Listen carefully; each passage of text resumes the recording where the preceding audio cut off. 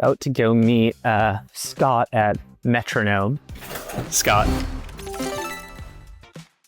could I just ask you for an introduction to who you are, what you guys do? We do what we call usage-based monetization infrastructure. So the idea is we provide the systems and tools for running a business that's a usage-based business. So think OpenAI, Anthropic, Confluent, they're all customers of ours. I worked at Dropbox for about 7 years before this company. When I left, the billing team at Dropbox was something like 70 people. And I was just like, this is so much money. Like, why are we doing this?